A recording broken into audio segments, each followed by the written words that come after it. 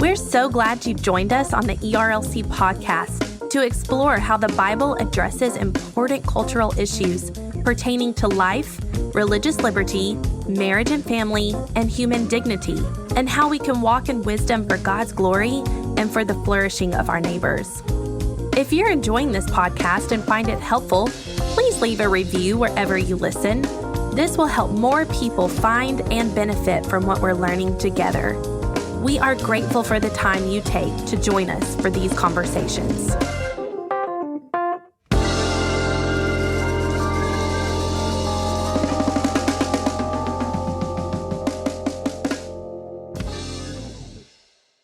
You're listening to the ERLC podcast. All right, so let's talk about this. I sang for my talent. It was a song from Beauty and the Beast musical. There's no business like show business. No, I sang, "It's great to be a Florida Gator." Said it's great to be. Man, there was like no delay there. Lindsay's internet really has improved, guys. Uh-huh. She got the mesh. The mesh. Got the mesh. All right, well, let's finish this podcast for the love. Please, for the love. Hello, and welcome back to this week's episode of the ERLC podcast, where every week we're talking about our work here at the ERLC and focusing on what Christians need to know about the things going on in the world. I'm Josh Wester, and with me on the podcast today, as always, are my co-hosts, Lindsay Nicolay. Hello from sunny Nashville. It is sunny Nashville. And So also with thankful. us is the guy wearing orange, Mr. Tennessee, Brent Leatherwood. Yes, all of our listeners will appreciate the fact that I'm wearing orange. Our listeners will appreciate the fact that I'm wearing orange. You know, I would wager that some of them would have guessed orange if I had asked. If we had just, taken a poll of the audience, they probably would have guessed that you would be donning the orange and sporting the Power T. Anyway, we're excited. It's another week to do a podcast. Last week, we were literally trapped in the snow, and this week, it is like 70 degrees here. I don't really understand what's going on, but I got to tell you, I enjoyed the snow, and now I'm really enjoying this warm weather. And so, yeah, it's a good day to do a podcast. Also, later in the show, we're going to be talking to our friend, Christine Hoover. We are really excited to talk to her. She's an author, a podcaster. She's a pastor's wife. She is many, many incredible things, and we look forward to that conversation later. Lindsay, so that we can get into it, tell us what the ERLC has been talking about this week. First up, we have a piece by you, Josh. So we've talked about this on the show, about the Equality Act in the past. And so the title of this piece is The Equality Act, a Dangerous Law with a Clever Name. And the importance of this piece is the fact that everybody says that they like equality, but does this law actually deliver what it promises or how it's titled? And it doesn't. Actually, it's a very unhelpful law, and it is destructive. So, Josh, since you wrote the piece, why don't you tell us a little bit more about it? Thanks, Lindsay. So since you started with one of my pieces, which I don't think you've ever done before, so hey, thanks a lot for that. I will, in humility, turn it over to our friend Ryan Anderson, who helpfully comments on this, on the Equality Act. He says, rather than finding common sense, narrowly tailored ways to shield LGBT identifying Americans from truly unjust discrimination, the Equality Act, or H.R. 5, would act as a sword to persecute those who don't embrace newfangled gender ideologies. The truth is that the Equality Act is not an instrument that is meant to bring about equality. Instead, it becomes this weapon that punishes people who dissent from what we oftentimes refer to as the new sexual orthodoxy. For Christians, for Jews, for Muslims, for all kinds of people who do not subscribe to this radically new interpretation of human sexuality, the Equality Act would seek to punish them in all kinds of ways, not to mention the fact that it would do incredible damage to decades and decades, almost 100 years worth of hard-fought gains for women and girls in American life and in American society. This is a really bad law that the House is expected to vote on and pass. Today's Thursday.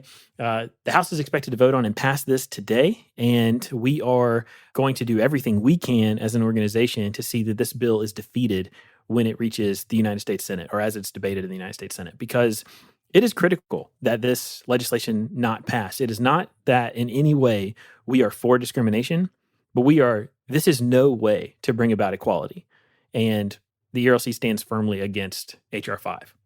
Thanks for that rundown. And just to sum it up, at the very end of the article, you say this bill would eradicate safeguards, destroy civil liberties, and obliterate freedom of conscience. It would also erase women and girls and supplant biological facts with subjective experiences. Supporting H.R. 5, which is what it's officially titled, is no way to advance equality. So again, it's very deceptive and it's very unhelpful and destructive for our society.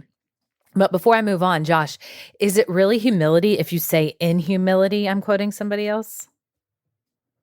Look, I'll just take the L on that humble one. Brag. Just giving you a hard time. Okay, so next up, I wanted to celebrate something that we've been wanting to have an article about for a while, but this is just the way it worked out. So Michael McAfee, who used to work for the Museum of the Bible, he has written a piece titled Celebrating the American Sign Language Bible Translation and Praying for More Laborers to Translate the Scripture. So you might not have heard that, or you might not have considered that American Sign Language is a language and was one without a Bible translation. Just like Michael says in his piece, you might not have thought that the deaf community actually would appreciate having a translation of the Bible for them in the American Sign Language. And so this has actually happened, and it's a really cool translation. And it is featured at the Museum of the Bible in one of the rooms that they have that shows languages that the Bible has been translated into, and then languages that still need a translation of the Bible. So he tells a little bit of the background about this and then encourages us to continue praying for the harvest and to be aware and open our eyes to people groups and languages that still need a translation of the Bible so that they would have the opportunity to hear the call and come to Christ.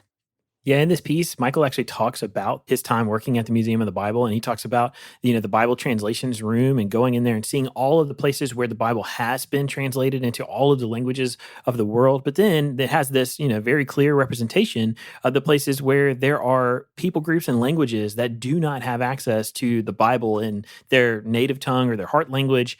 And so there's still so much work to be done on this front. But this article actually highlights something that I think for a lot of us, we have never thought about the need for a Bible in American Sign Language. And we maybe most of the time don't think about the needs that others have for the scriptures all around the world. And so this is the right kind of thing to put in front of us. It is encouraging to see this translation completed.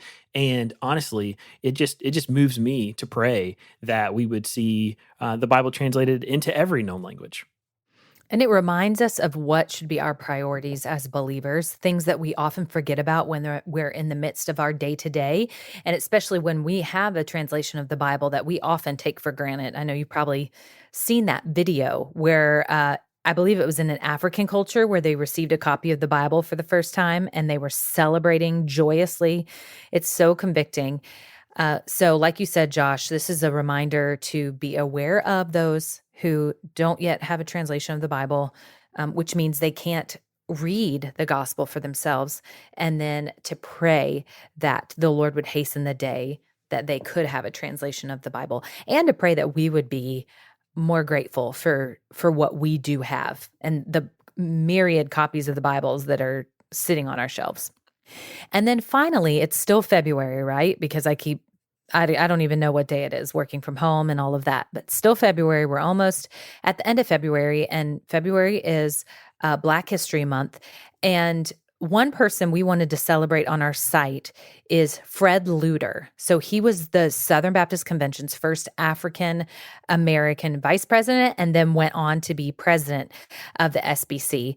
And so Joe Carter took a little look for us at Fred Luter's life and some different facts about him. So, like the fact that he was born in New Orleans, Louisiana, and a little bit about his family and his conversion to Christ, talking about an accident that he was in and how the Lord worked through that, talked about his first pastorate, and the different work and ministry that he's done. So we are so thankful for Fred Luter. We're thankful for his legacy as a believer, and then his legacy and his work within the Southern Baptist Convention. We wouldn't be where we are or who we are today apart from his contribution.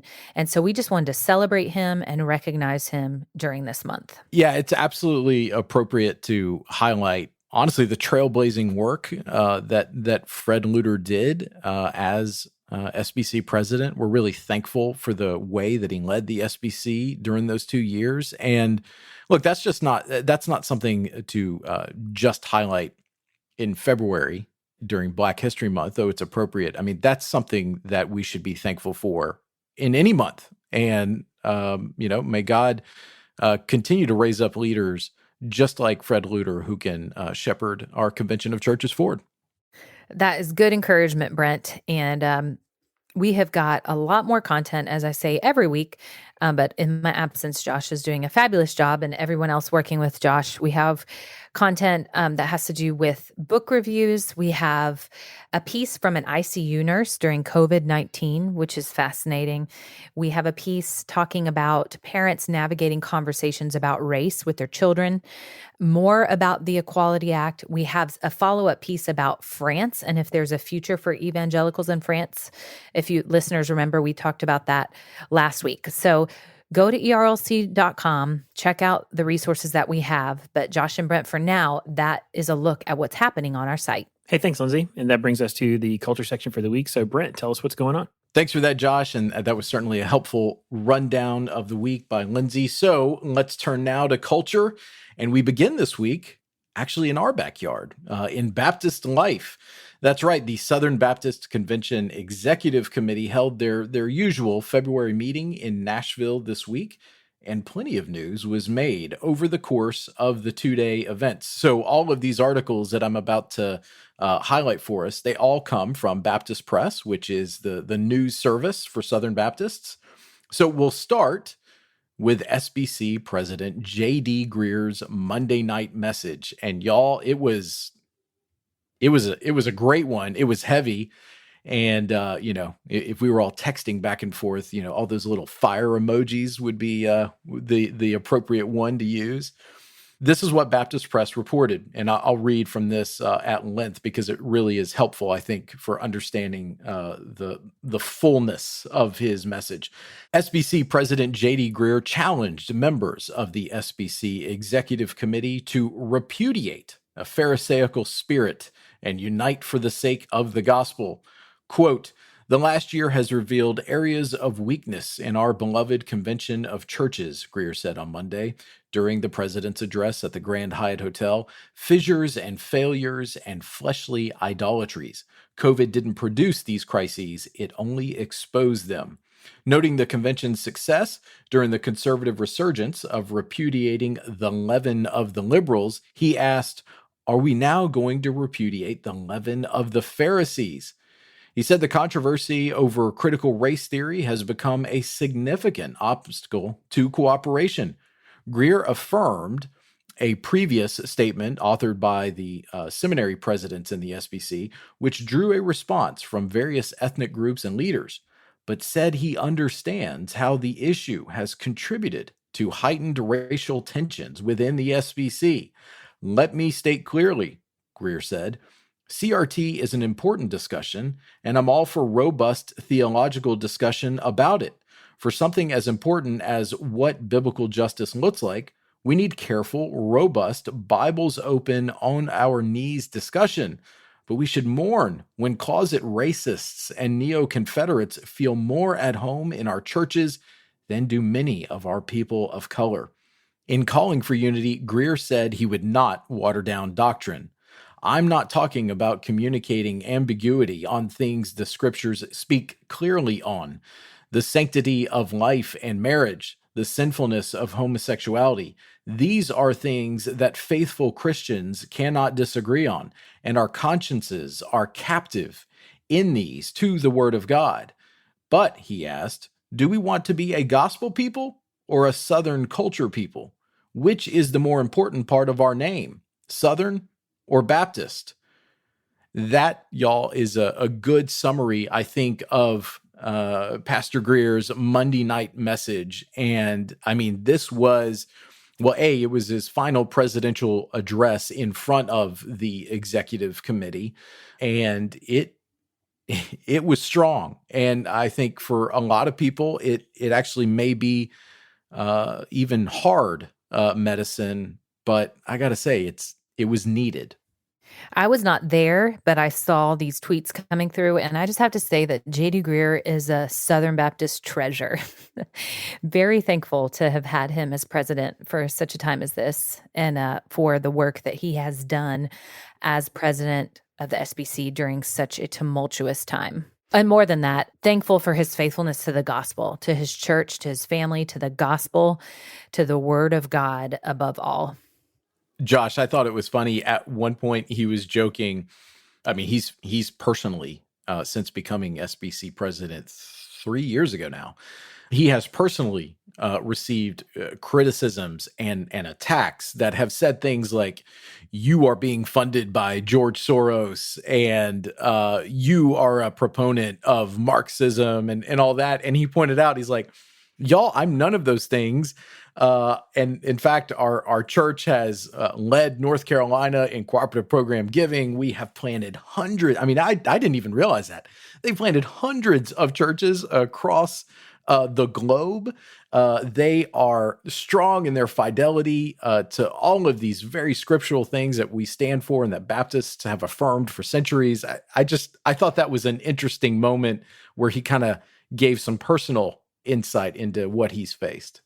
Now, I really appreciated the personal aspect of that because, look, here's the thing. The people that listen to this podcast are overwhelmingly like, look, I'll just say good things about you, listeners. We think you're the best of Southern Baptists. We love you and appreciate you. And honestly, there's so many good people in Southern Baptist life. And I am going somewhere with this. I had a Southern Baptist leader ask me yesterday, if given all of it, like some of the garbage that JD highlighted, some of the backbiting and the slander and all that stuff, if I'm still proud to be a Southern Baptist. And the truth is, I really am. I really am grateful to be a part of this. And I think the Southern Baptist Convention has all kinds of positive and wonderful kingdom advancing, God glorifying elements to it. And I'm proud to be a Southern Baptist. Having said that, just to level with you for a second, there is a culture that has developed, and it is kind of bubbling up all over the internet and social media of lies and slanders and attacks. And honestly, it's spiritual warfare. It's demonic, as JD called it in his address, attacking people who are seeking to lead the Southern Baptist Convention and God's people more broadly toward faithfulness in all kinds of areas. And so TGC published an article back in 2018 that I reread recently after seeing JD once again, like just viciously attacked by people who were spreading misinformation about him, that his church, the Summit Church in Raleigh-Durham, it is the headline of this TGC piece is how one Baptist church has 7 times more missionaries than anyone else.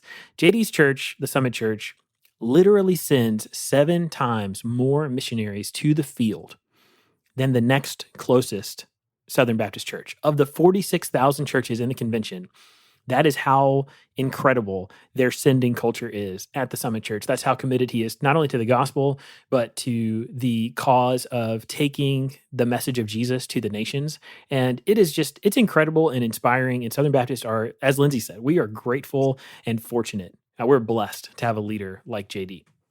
And so you can find both like the video of his address, and you can also find the transcript and read some of that. One of my favorite things, though, is there's this frequent attack that the ERLC and JD Greear and you name it, like just, this list of people that we get funding from George Soros. And the funny thing is JD, none of us get money from George Soros anyway, but JD not only like doesn't do that, he doesn't even know the guy's name, because he kept calling him like George Soros or something, which was just so funny. People in the room got a real chuckle out of JD's not only honest denial of any involvement with that man, but also the fact that he did not know his name.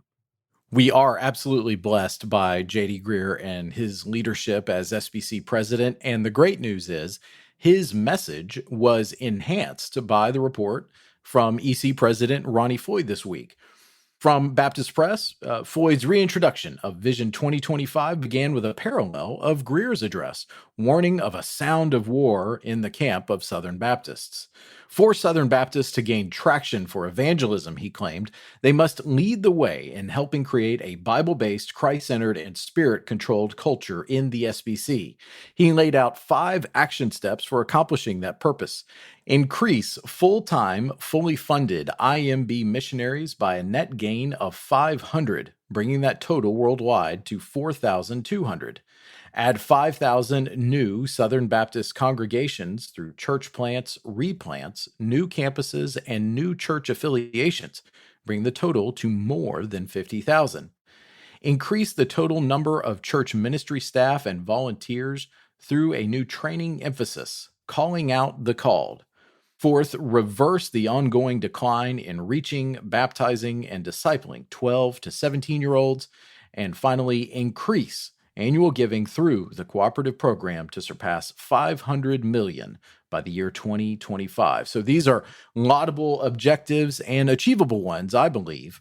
And I'm thankful that President Floyd laid that out, as I do think it dovetails nicely with what J.D. Greear laid out as president. Elsewhere, executive committee members also voted to disfellowship 4 churches cited in a new credentials committee report.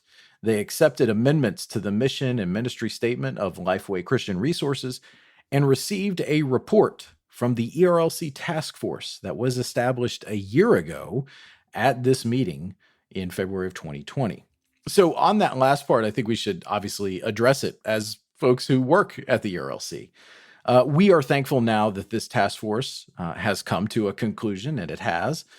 It's been incredibly difficult to accomplish our ministry over the last year with this cloud hanging over our heads. But as was pointed out in the presentation, we have been squarely all this time serving within our ministry assignment that Southern Baptists have given us, and as we are privileged to carry out as staff of the ERLC. So just like with the previous task force that was initiated to investigate the ERLC, this one comes to a conclusion with the executive committee merely accepting it as information, which obviously there's no accepting of the recommendations. I mean, procedurally, this is now done, and we're grateful for that as we're able to get on with the opportunity to carry out our work and work in cooperation with our other entities and state conventions and partner churches, and we're thankful for that.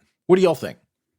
Brent, I think you did a good job putting it in perspective. The truth is that I wanted to work at the ERLC because I believe in its mission. I believe in the vital work that we do.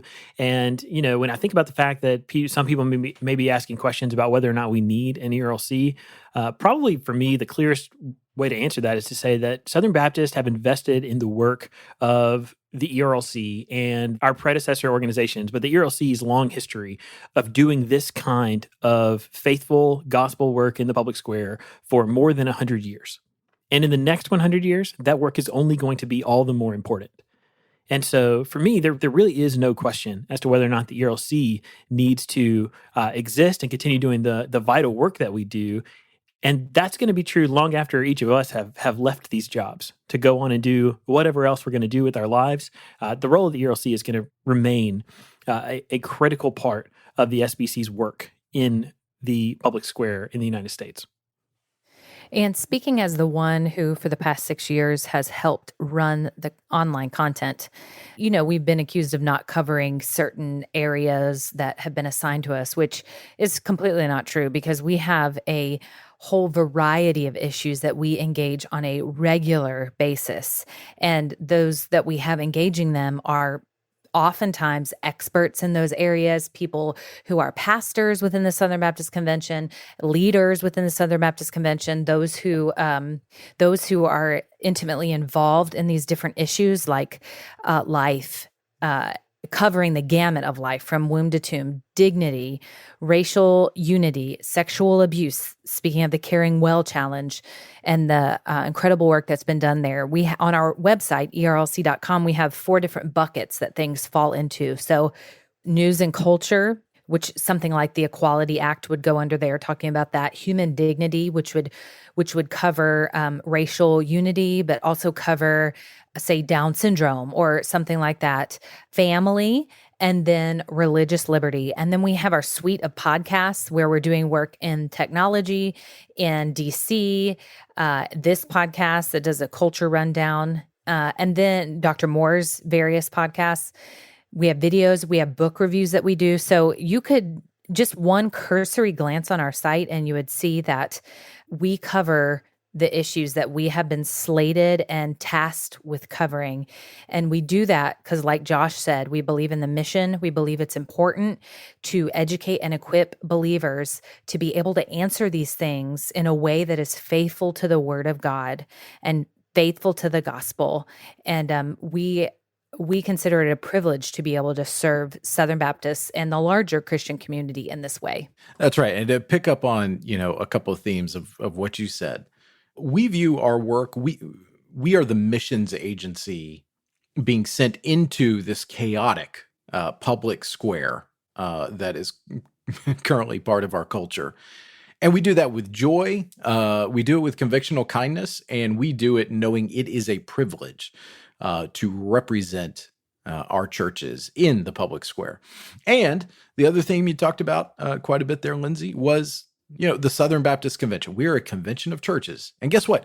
We, absent some sort of global health crisis or a global war, we get together each year at the annual meeting of the Southern Baptist Convention. And this year it's happening right here in our backyard in Nashville. And I bring that up to saying, look, the procedural conclusion of this report, it's not gonna make our critics go away. It's not gonna make our detractors just disappear, and that's okay because look, we are out there in public doing our work in public, and we know that's just part of being in public life right now. But you know what? We should be clear-eyed. There are people that want to prevent us from carrying out our mission. So folks, just let's all come to Nashville and be the convention of churches that we are. Let's reaffirm once again the cooperative spirit that not only powers us, but all of our entities.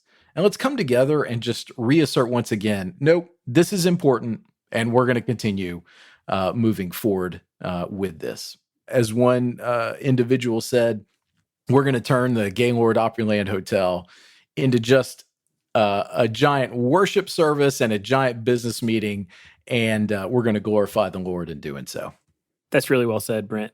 Hopefully it's going to be an opportunity for us to come together and to celebrate what God has done and look forward to what he will do and not be distracted by other things.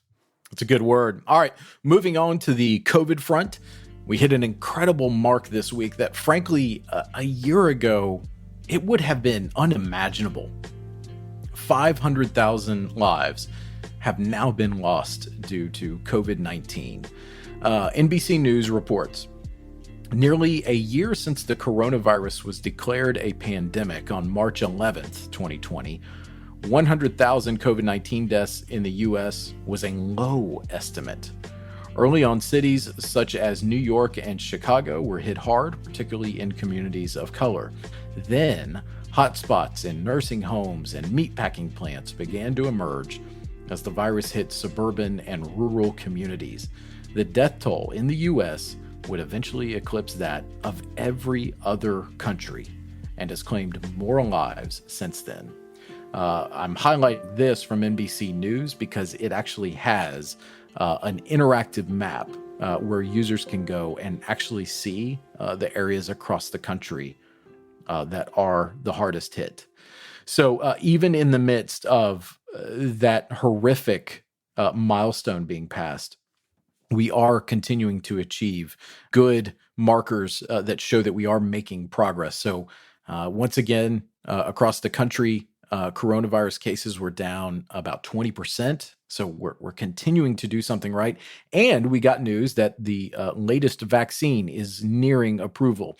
This one is from Johnson & Johnson. And Axios reports there, the FDA staff released a briefing document on Wednesday of this week endorsing Johnson & Johnson's one-shot coronavirus vaccine as safe and effective.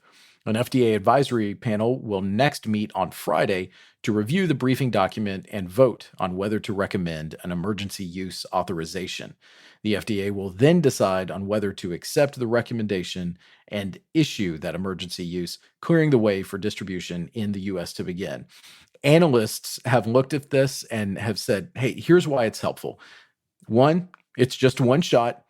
It can be stored in regular refrigerators that are found in pharmacies across the country. And because of that, it can more easily get to and be transported to rural areas.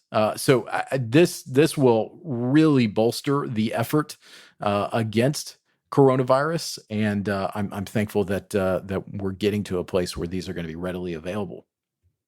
My mom just got her first vaccine shot yesterday, which was amazing. We are so thankful for that because I know so many people who are suffering and haven't been able to make it to the shot before suffering and or dying from COVID. So we're very thankful. And I got to tell you, I'm very thankful for this. How many times can I say thankful, everybody? I'm grateful for this vaccine news that some have said are getting closer to reaching herd immunity for the good news. I am still surprised at the number of friends that I have that are believing vaccine conspiracies. It's just wild to me. And I send them this information that we have, but it is just crazy to me. All I can say is, well, I sure am glad that we have vaccine against polio and measles and whooping cough. And those weren't even developed with as much technology as we have today and as much science. So I know there's fear in the unknown, but, and I'm thankful for those who do the hard work of fighting the misinformation and providing the right information for us. Which brings me to the fact, Brent, this marvelous segue, that our own boss, Dr. Moore, is doing the hard work along with another individual of writing a Washington Post op-ed about this very topic.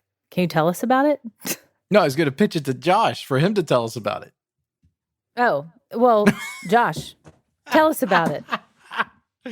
Yeah, so Dr. Moore actually wrote a piece in the Washington Post. He has an op-ed with Walter Kim from the National Association of Evangelicals, and they are talking in that op-ed about, it's really actually pretty clever. The title refers to the fact that the vaccine is not the mark of the beast, and what they're really trying to do is encourage Christians to reject all of this kind of conspiratorial nonsense that has surrounded some of the vaccine news. It is not Bill Gates trying to turn you into a computer or a cell phone tower. It is not going to mark you for some kind of end times prophecy. It is literally a vaccine to help you be protected from COVID-19. And so they're just urging Christians to take the vaccine. And we've had some people ask us, like, why do you see this as a part of your mission at the ERLC? And our goal at the ERLC is to help equip Christians to apply the gospel to all of life. And in this case, they make the argument in that op-ed that Christians should, for the sake of our neighbors and for our own good, take this vaccine, avail ourselves of this, miracle of medicine, and in order to get our lives back to normal so that we can refocus once again on the things that matter most. Well, and the thing I want to circle back on with what Lindsay said at the outset there was, look, we don't want to criticize people for asking questions. If anything, we want to foster that because it's always helpful to get more information.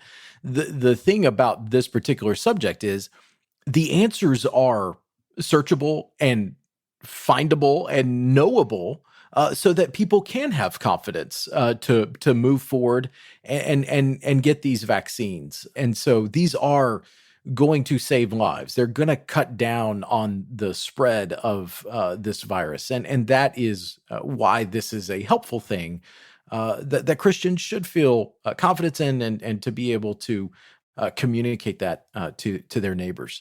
Also, Josh, you just said that one of the conspiracy theories was to, I think you said, turn people into cell phone towers. Is that? I've heard, because that's a new one. All kinds of crazy things about this, including the fact that the vaccine is metal and it's going to turn you into like some kind of like radio frequency generating. Oh, okay. I don't know. It's all right, just so actually will turn people into towers. Okay, I had heard maybe controlled by towers, but actually turning people into.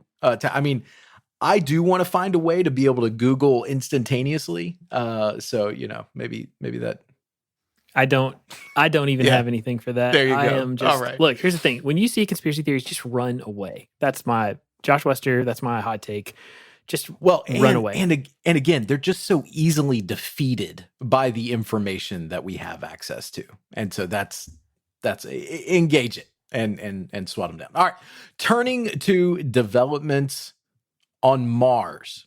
Turning to developments on the planet Mars. Okay, so this isn't like saying like, hey, turning to, what's going on in Kentucky or even what's happening on the other side of the globe. It's turning to developments on the planet Mars. Like, we are familiar with Mars, Brent. Well, I know, but just like, what a moment. Let's appreciate the moment that we're living in, that there are developments on Mars to be able to talk about. Yeah, have we discovered that Matt Damon is actually there? That's right. Yes. The Martian. That's a great movie. All right.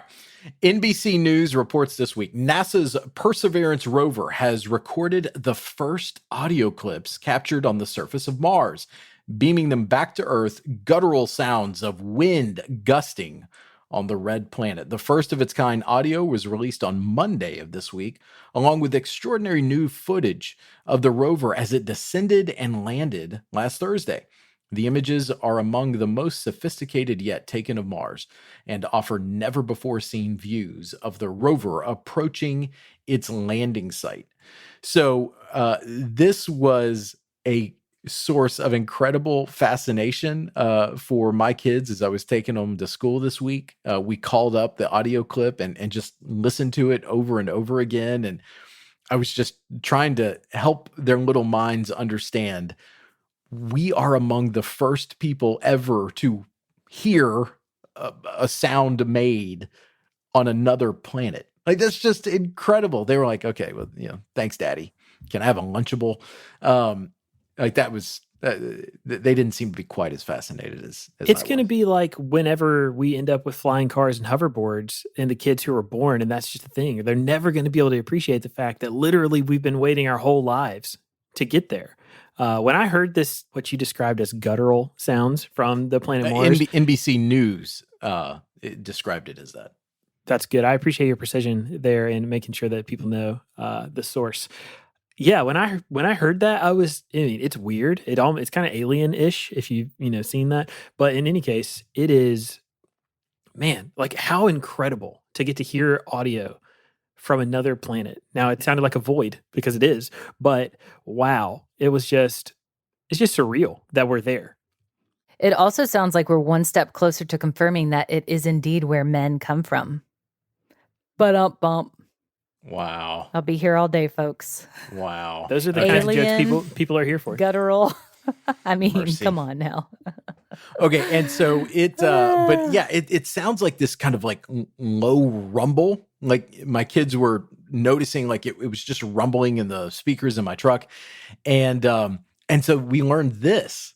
The reason that you hear the low rumble as opposed to anything else is because with the atmosphere being different on Mars, you don't hear high-pitched noises. So like if there were actual birds on Mars, you wouldn't be able to hear them, tweeting, and you wouldn't be able to hear a person whistling. Like that's kind of neat. So there you go. So you can impress your friends at your next socially distanced dinner party. All right, we're going to end on a little bit of a lighter note from The Verge news source. The Postal Service is getting new mail trucks. This comes after it comes after a years-long competition. The new truck will be built in America by Wisconsin-based defense contractor Oshkosh, not just the maker of overalls. That was another dad joke. And can be fitted with both gasoline and electric drivetrains, but it won't hit the road until later in 2023. The Post Service has been looking to replace its existing mail trucks because they're out of date and they're actually a fire hazard. There's been reports of some of them just spontaneously catching on fire. Social media immediately does what social media does and pounced on the news. So just surveying some of the comments, one individual said, "It looks like a platypus." Another said, "It looks like a vehicle designed by Pixar." Someone said it was cute. Another person said it was hideous. So you've got yourself a veritable social media buffet to choose your own reaction to this truck. Yeah, Brent, I think that's right. I mean, social media, you said it well, it pounced. And there were all kinds of reactions. My first one, honestly, the Pixar thing is exactly what I thought when I saw this mail truck. If you haven't seen it, you should. The New York Post tweeted about it and said USPS unveils new sleek-looking mail trucks. And our friend Megan Basham, she said, I'm suddenly questioning if I ever understood what the word sleek means. And I thought that was a pretty clever response to this because they are strange looking. I don't know if they're cool or if they're not cool, but in any case, it is a very different look. All right. And with that, Lindsay, Josh, that's your look at This Week in Culture. So now we're about to talk to our friend, Christine Hoover. Christine is one of my favorite people, honestly. She is actually an ERLC trustee. So I'll just put this caveat out there. Before she was an ERLC trustee, she wrote one of my favorite books, which is called Searching for Spring. It's just beautiful writing. And she is an author, a podcaster. She's a pastor's wife. And she is someone that you need to know and hear from. And we are really excited about this conversation today. Well, Christine, thanks so much for joining us today. As we're getting started, would you tell us just a little bit about yourself and how you're serving in ministry right now? And while you're at it, would you tell us one thing that God is teaching you in this season of life and ministry? Yeah, sure. Well, first of all, thanks for having me. I always love getting to be a part of anything that ERLC is doing. My name's Christine, and I'm married to Kyle. He is the pastor of a church that we planted in 2008 in Charlottesville, Virginia. So we're displaced Texans. We're originally from Texas, but now live in Charlottesville. We have 3 boys, and they're all teenagers now. And one of them is about to graduate from high school, so we're about to move into that new stage of life. In our church, I serve in various ways, but my favorite is probably getting to teach the Bible to women, which has been a little bit harder during COVID, but we have used Zoom and all of that. And finally, I'm a writer. I've written 5 books, and I'm wrapping up a 6th one that will be coming out next year for pastors' wives. And so I'm excited about that. But as far as what God is teaching me right now, I think there's obviously, I'm sure we all could say in the past year, there's been tons of lessons we've learned through this COVID season. And I think as a leader, this year has required so much from us. And I would definitely put my husband in that category, watching him lead. And I think he's done it well. And I think with leaders are trying to do it well, we want to help and comfort and serve our brothers and sisters who are suffering during this time. But one thing that I'm learning is that as a leader, it often feels so noble and right and holy to pour out our lives for other people. And it is that. We know God is pleased as we make his name known amongst the nations, and as we consider others more significant than ourselves. But sometimes I think, in my own life at least, I can make that goal a priority that is to the detriment of those closest to me, specifically my husband and my kids. And so I've really been challenged to think more of Ephesians 5 and the picture that represents, that marriage represents, that my husband and I are each living half of that picture of the intimate devotion between Christ and his church. And so when we delight in one another and we enjoy one another, we are displaying the clearest picture of love that a married couple can display. And so God is really pleased with that when we're devoted to our spouses. And I know that sounds like, well, yeah, obviously, but I think it's been pretty painful for me to realize this year that sometimes as a leader, I think of my marriage as more of a rest stop between moments of ministry. And the real work of ministry for me is something I think of as out there, outside of my home. And that can have consequences for a marriage that's in here, inside the home.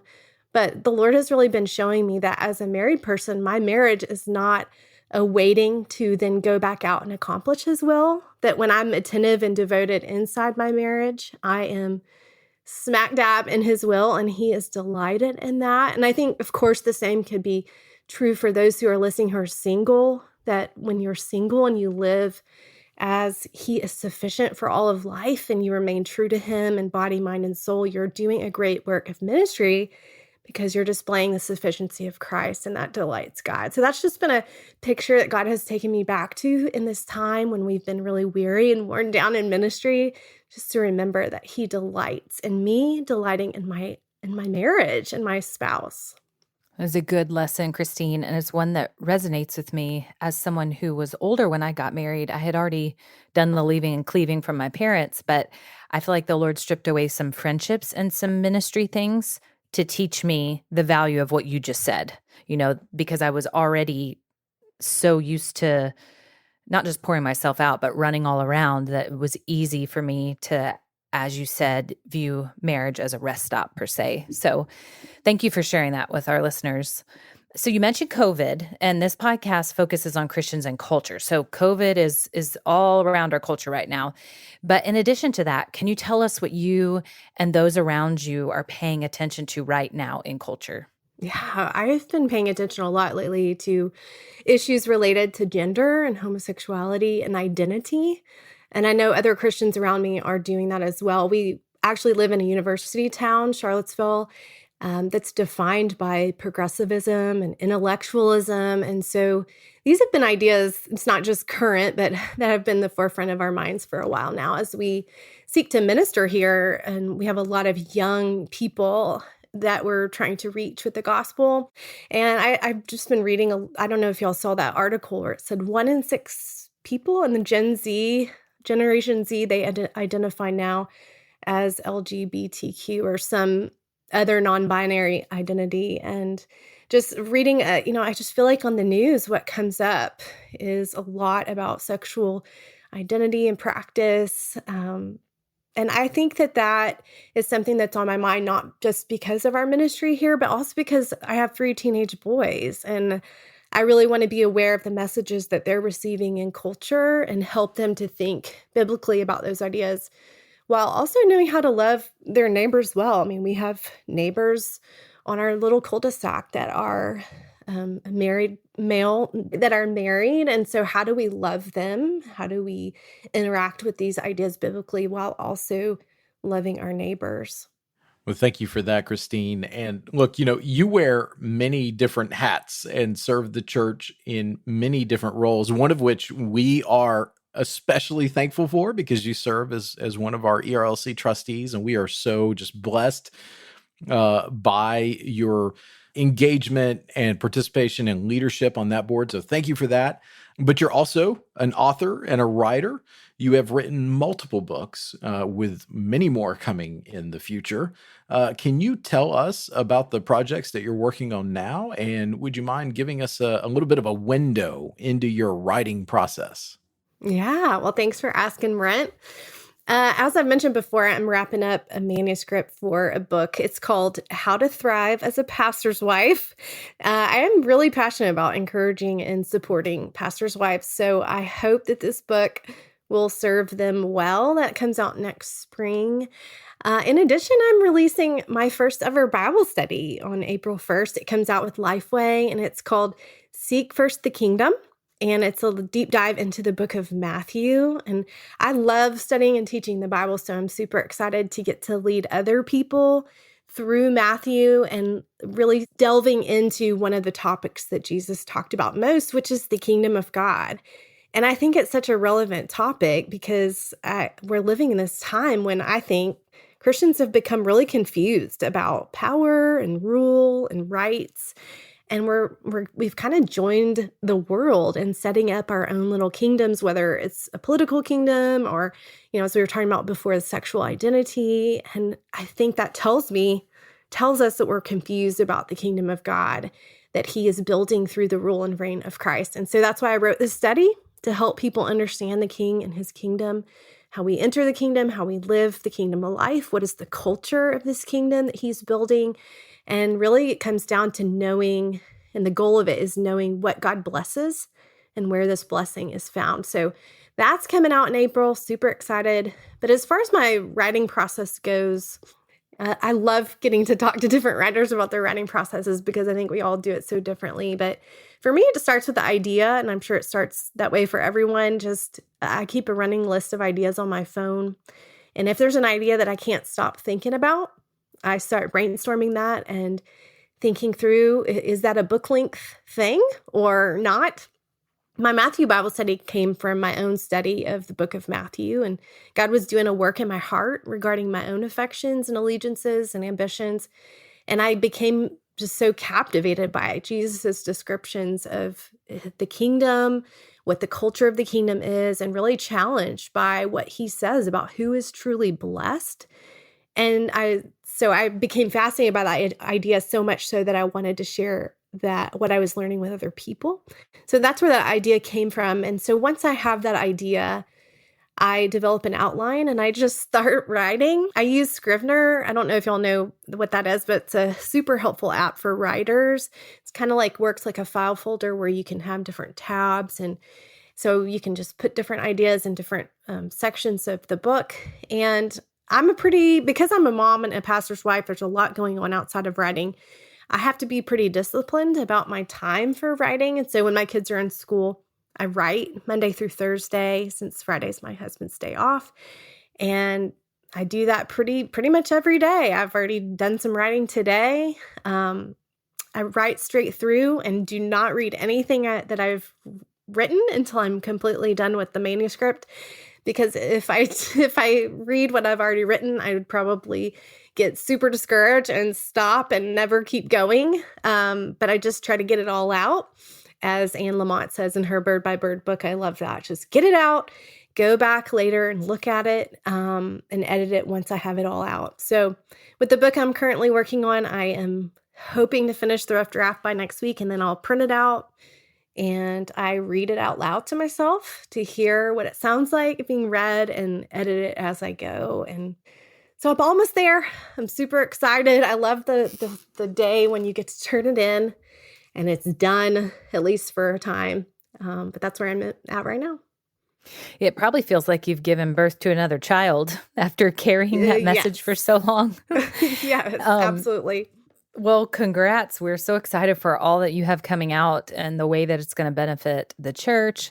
I've loved your books. I loved your friendship book as well. I just think of that one in particular during a difficult season. So I'm looking forward to your first ever Bible study too coming out. That's so great. So you obviously, as you've even just recounted to us, been in ministry and been a pastor's wife for many years. And we're recording this about a week after the Ravi Zacharias ministry report came out last week, the devastating report. And in light of watching so many high-profile ministry leaders fall, what would you tell Christians about maintaining integrity and a close walk with the Lord throughout life and ministry? Such a good question. And this has really been heavy on my heart since that report came out. It's just so sad to read what happened. And I feel sad for the victims and those affected within his ministry. My husband and I have actually talked about this a lot, not just with this occasion, but with past things, just asking ourselves, how do we avoid getting to the place of a seared conscience? And I mean, obviously the report was much more than this was a criminal behavior. But how do we make sure that we keep our integrity and our relationship with the Lord intimate, a soft heart before Him? And one thing that I keep coming back to over and over is just concern for the emotional health of pastors and leaders within the church. And what I mean by that is just emotional health is being able to acknowledge and name and deal with negative emotions. I think what I've seen in my own life and in my husband's life is that often pastors and leaders, pastors' wives included, were called upon to enter into some really difficult situations with people in our churches. And, even thinking about this past year, dealing with these huge national issues that pastors are called on to speak on, like racial issues and political issues and the pandemic. And what that means is that leaders unfortunately learn to shove their own needs and uncertainties and weaknesses aside and not give them any attention. And sometimes to the point where they can't even recognize their own emotions and their own negative emotions, and they don't know how to deal with it appropriately. And so they don't, and then I think even sometimes we think we don't have time to deal with those kinds of things if we're feeling grief or discouragement or loneliness. And even if you can name those things, what do you do with them? Who do you take them to? And I think that that's where leaders get into trouble, is that when we go long periods of our life without ever acknowledging our own needs and weaknesses, putting ourselves in positions to receive, that takes vulnerability that we often train ourselves to avoid. And so I would say to leaders like me and like my husband that we really have to learn to slow down and to name how we're feeling to someone who loves us. And I that may sound like I don't know what y'all think about me saying that, but one thing my husband and I are trying to do is just to incorporate in our daily communication, not just rattling off what we did that day and making sure we're on the same page with our schedule, but to share with each other emotions that encapsulate our days and just be able to name it to one another and support one another in that emotion, especially if it's something that we're wrestling with that's negative. But I think there's a second part to it. And my husband and I recently read a book by George MacDonald called Rebuilding Your Broken World. And this George MacDonald was a pastor who had an affair, and he wrote about how he got to that point. And in it, he describes not just the internal circumstances that make us prone to getting tangled up into sin, things kind of what I just described, where we kind of become emotionally numb, but also he describes these external circumstances that can create tempting situations, and that we need to be aware of those things for us personally. And he describes them as like a spider web, that the fly will come and he'll kind of like set down on the spider web just briefly and then dart away, thinking that he's in control, that he's not going to get caught up into the spider web. But the spider is standing off to the side, waiting, and the fly, thinking he's in control, gets trapped. And I think that that's often what happens with leaders, is that we play on spider webs, thinking that we will not get trapped. And so one thing that Kyle and I have been talking about and what we're doing to avoid these things is just talking to the closest people around us and talking to them about our specific spider webs. What are we drawn to? What would be tempted by? Is it, for pastors out there, are you desperate for the approval of a certain person in your church? Or do you find yourself making decisions that favor people in your church who tend to hold you up on a pedestal? Or even, do you work closely with someone of the opposite sex where an emotional connection could potentially grow because you're sharing in an intimate task together, a spiritual task? And so I think those could be examples of spider webs, anything where there's a craving for approval or for a growing church or for a good reputation or whatever it is. And so I would just suggest that, and this is what we're doing, is just giving trusted friends specific questions that they can ask regarding our connection with one another, our physical and emotional connection, our intimacy with the Lord, but also questions regarding those external circumstances that can easily tempt us. And I think what I'm saying is it's difficult to admit these things. It's difficult to be very honest that we are weak and that we are tempted in certain ways. But if we want to be men and women of integrity, we want the healing and the wholeness that comes from confessing our sin to one another and walking in the light in every possible way that we can. You see, that right there is just why I'm so thankful for you, for not only just that real world application, but the peek into the marriage that you and Kyle have and the ways that y'all are proactively trying to defend that marriage, trying to defend what God has given y'all. And gosh, thank you. That was just so rich and that was so helpful. And so, yeah, that's why people need to be listening to you, Christine. And so, speaking of ways they can listen, they can do it through your podcast, By Faith. So here for our last question, tell us what made you want to start a podcast? And we'd also love to know who were some of your favorite guests and why.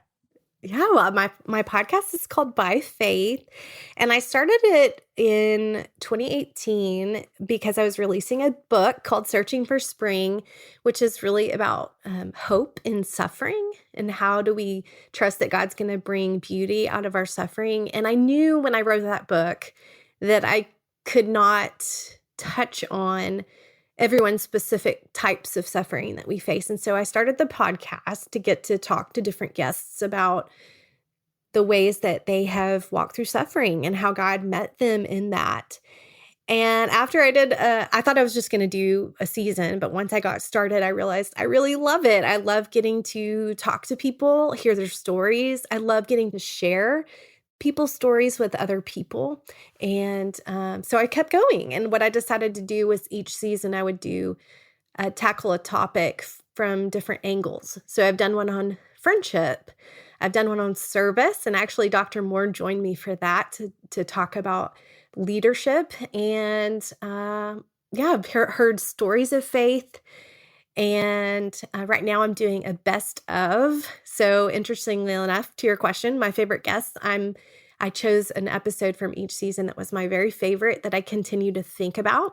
So some of those favorite guests would, of course, include Dr. Moore. I always love getting to talk to him and learn from him. But also Zach Eswine. He is a pastor and wrote the book, The Imperfect Pastor. And he dwells a lot on the poetic books of the Bible and just thinking about those things and applying that in a way that just really has stuck with me and struck me in some very unique ways. So I love talking to him. I also loved getting to talk to Garrett Kell. He is a pastor in Northern Virginia, and his testimony is incredible of how he was saved, but then also how he was delivered out of an addiction to pornography when he was a pastor.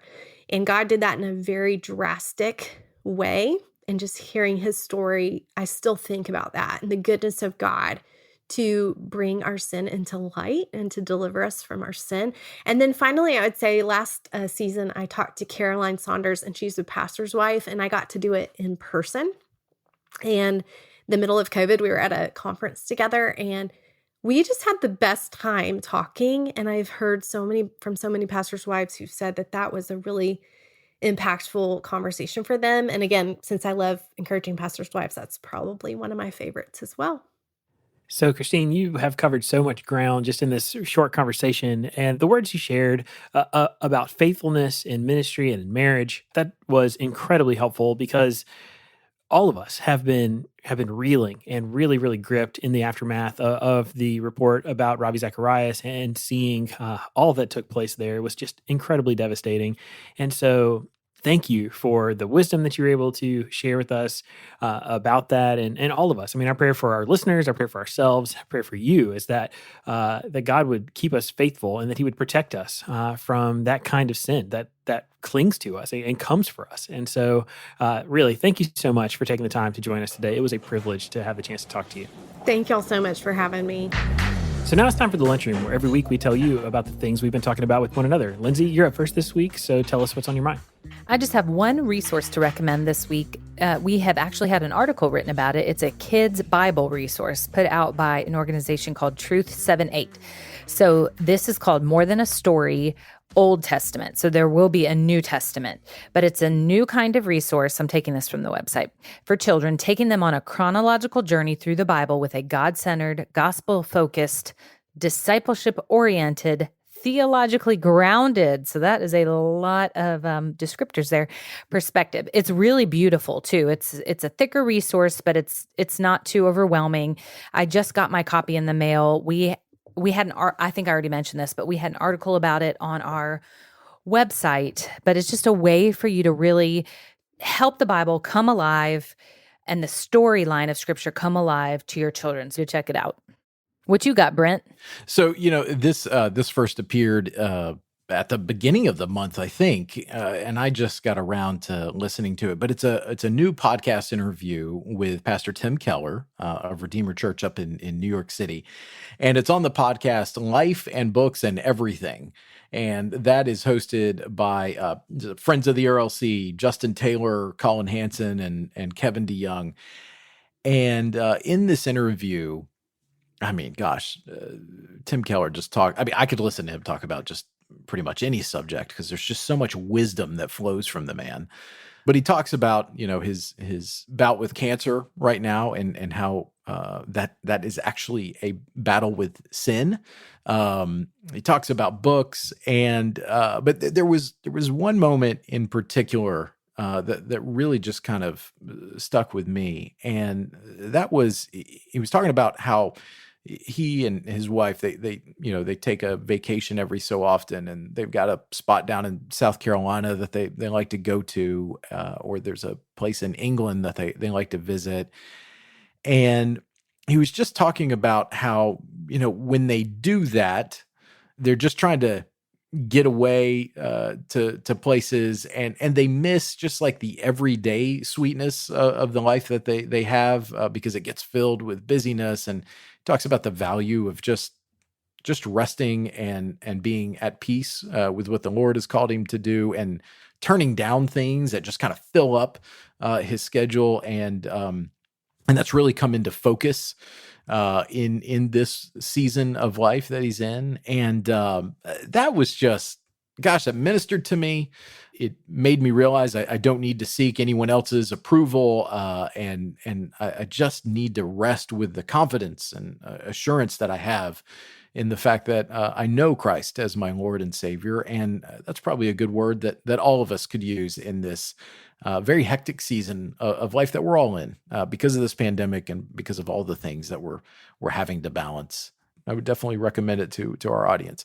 Josh, what's on your mind? For me this week, I was thinking back through resources that have been really helpful to me. And a book I have recommended a number of times is by our friend Jonathan Lehman, who is I think he's the executive director, editorial director at 9 Marks. He has written a ton of books on the church, but one of the books that he wrote on the topic of faith and politics is called How the Nations Rage, Rethinking Faith and Politics in a Divided Age. That book is like a go-to for me. It's literally on standby. It was sitting next to me before I realized, hey, I should talk about this for my lunchroom. Like, it was literally the thing sitting next to me. So it really is on standby all the time. It is super helpful, especially if you're a Christian who has anywhere from like an intermediate knowledge about politics and how faith and politics might intersect, to if you're a total beginner. This is a really great place for you to start, or a place for you to go a little bit deeper. And it is just an incredible resource that I would recommend to people, especially as the very political and fractured environment that we're living in. It's not going away anytime soon. And so this would be a great resource for Christians who are interested in those things. Well, that's going to do it for the show today. Thanks so much for listening. As always, we are so grateful for you supporting the podcast and listening to it every week. We appreciate the feedback that we get from you. And if you like the podcast and want to help us spread the word, you can share this episode on social media or go into your podcast app and leave us a rating or a brief review. But for Brent and Lindsay and myself, we want to say thanks so much for listening, and we will be back next week with more content.